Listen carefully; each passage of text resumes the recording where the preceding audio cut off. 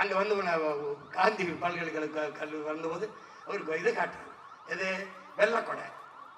காவல்துறை அதிகாரிகள்லாம் காக்கி இதில் மேலாடை போட்டா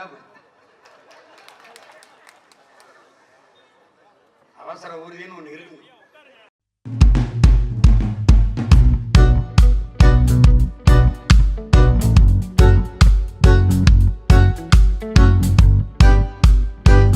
வாஜ்பாய் ஆட்சியில போயிட்டு right man in wrong party. அது எந்த வாயி? அது எந்த வாய்டா? ஏட்டில் எந்த வாய்? அது உன் வாய் தானே? நார் வாய் தானே? அதானே அதானே 5 ஆண்டுகால ஆட்சியை தாங்கி பிடிச்சு ஐயா ராஜ்நாத் சிங்கை கூட்டி வந்து அவங்க அப்பா பேர்ல ஒரு காசு. ஏன் அப்ப வரலையா சங்கி? அந்த காசை வாங்கிட்டு வந்து சங்கி கையால வெளியிடுறது பெருமையா இருக்கு. அப்ப வெளியிட்டு அவர் சொல்றாரு, 5 ஆண்டு கால பாரதிய ஜனதா ஆட்சியை ஆட்சியை நடத்த செய்து நாடெங்கிலும் பாரதிய ஜனதா பரவுவதற்கு உதவியாக இருந்தது ஐயா கருணாநிதி என்று பேசுனது நான் இல்ல, ராஜ்நாத் சிங். எங்க ஒய்எம்சி மைதானத்துல எங்க இருக்கு? பழையபடியில் இருக்கு. பாரதிய ஜனதாவோட கூட்டணி வைக்கும் போது RSS திராவிடர் கழகம் போல ஒரு சமூக இயக்கம் தான். கழக தோழர்கள் மக்களுக்கு இதை தெளிவுபடுத்த வேண்டும். எழுதுனது யாரு? பெரிய சிங்கி. இருக்கா இல்லையா? அன்னைக்கு சமூக இயக்கம். நாங்க போய் பாரதிய பாடிட்டா அது பாரதிய பேசிட்டா சங்கி ஆயிடும். டேய் பைத்தியக்கார போயிடா, அதெல்லாம் வேற ஒன்றாவது பேசுறா. பைத்தியக்கார போயிடு. காலையில அப்பா மோடியை சந்திக்கிறது, மாலையில தம்பி உதயநிதி சந்திக்கிறது. யாரு? ஏடி பிஜேபி ஏடி. 3 ஆண்டுகள் நிதி ஆயோக் கூட்டத்துக்கு நான் வரமாட்டேன். ஒரு ஈடி ரைடு ஓடி வாரேன் மோடி வேண்டாம் ஈடி. அங்க போய் சந்திரபாபு நாயுடு தீந்தார் உட்கார்ந்துக்கிட்டு மனவாடும். அவர் கையை அப்படி பிடித்துக்கிறாப்ல, இங்க பேர் கையை பிடித்துக்கிறாப்ல. இவர் சொல்றாரு, விட்டுருங்க பாவம், அந்த நிதியை கொஞ்சம் விடுங்க. எந்த நிதியை? உதயநிதியை கொஞ்சம் விட்டுருங்க. நமக்கு ஏதோ நம்ம நினைக்க தமிழ்நாட்டுக்கு நிதி கேட்க போறாருன்னு அவர் கேட்க போட்டது நிதியை கொஞ்சம் ரிலீஸ் பண்ணுங்க. எந்த நிதியை? தம்பி உதயநிதியை. இது இவன் இங்க வந்து சங்கி பீட்டிம். ஏங்க வாடா, என்னடா உங்க பிரச்சனை? என்ன பிரச்சனை?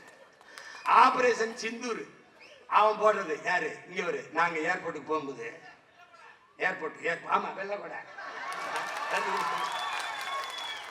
எப்படிப்பட்ட ஆளு வரா? இவங்க நம்ம மறந்துடும் நினைக்கிறாங்க. இப்படியே பழி போட்டு பஞ்சம்பளைக்கு வந்தவங்க பொழைச்சுட்டாங்க. எப்படி? எதிர்கட்சியாளன் கோகாட் மோடி, கருப்பு கொடி ஆட்சிக்கு வந்த வெல்கம் மோடி. கொடை கூட கருப்பா பிடிக்கிறது இல்ல, வெள்ள கொடை. இன்றைக்கு காந்தி அங்க வந்து காந்தி பல்கலைக்கழக வந்தபோது அவருக்கு இதை காட்டுறாங்க. இது வெள்ளக்கொடை. காவல்துறை அதிகாரிகள்லாம் காக்கி இதுல மேலாடை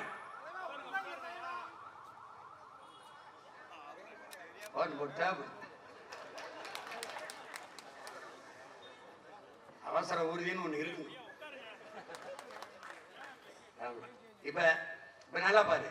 அப்போ எதிர்கட்சியா இருந்தா இந்தி தெரியாது போடா, ஆளுங்கட்சியா இருந்தா இந்திக்காரனே வாடா. நீங்க என்னென்ன வித்த காட்டுவாங்க. விண்ணூர்தி நிலையத்துல போகும்போது எங்களை ஆதார காட்டு, கையை நீட்டு, பின்னாடி திரும்பு, முன்னாடி திரும்பு, அங்கே வை, கழுத்தை கழுத்து, சூவை கழுத்து எல்லாம் ஜோதிப்பான்.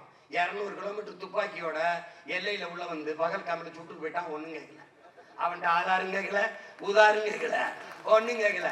டம்முன்னு சுற்றுலா தலத்துல என்னடா பண்ண? பாதுகாப்பு கொடுக்காம பதில் இல்லை. டம்முன்னு சட்டம் கேட்டவன ஓடியார வேண்டியதானடா. வரல. சுட்டுட்டு அவன் எடுத்து படம் எடுத்து காணொலி எடுத்து நல்லா பேசி அவன் போய் சேர்ந்த பிறகு போ எங்க போறது? இவங்கள மாதிரி ஒரு அக்கப்போர் உண்டாடா நாட்டுல? அந்த போர் 10 நாள் கழிச்சு போர். ஆபரேஷன் சிந்தூர் போருக்கு இந்த தாக்குதல் நடத்தின தீவிரவாதிக்கு அந்த தாக்குதலுக்கு எந்த சம்பந்தம் இல்லை. அப்பாவி மக்கள் பச்சிலம் குழந்தைகளை கொன்னுவிட்டு நான் சிந்து நதியை மறிப்பேன், அவனுக்கு தண்ணி கொடுக்க மாட்டேன். பைத்தியக்கார கோயில நதி ஓடி வருது மனிதனுக்கு இல்லடா, உலக உயிர்களின் பால் தான் அது. அதை ஏன்டா மறிக்கிறான்னு கேட்ட மகன் நான் தான். நீ இன்னும் நல்லது செய்யி. தண்ணி அது குடிக்காம குளிக்காம கூட ஒரு வாரம் இருந்துருவான். காற்று சுவாசிக்காம இருக்க முடியாது. இந்தியாவில இருந்து பாகிஸ்தானுக்கு போற காற்றை மறைச்சிருந்தேன். அவ்வளவு அறிவாளி. இந்த ஆபரேஷன் சிந்து இத்தனை மாநிலங்களை பாரதிய ஜனதா ஆளுது. ஒரு மாநில முதலமைச்சரும் பேரணி போகல. பேரணி போன பிதாமகன் யாரு தெரியுமில்ல? நம்ம ஐயா தான்.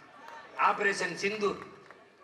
இந்த சிந்தூரை ஆதரிச்சு ரஷ்யால போய் எங்க நாட்டின் பாதுகாப்புக்கு ஒரு வழி இல்லை என்று பேசிய பெருமகள் யார் தெரியுமா?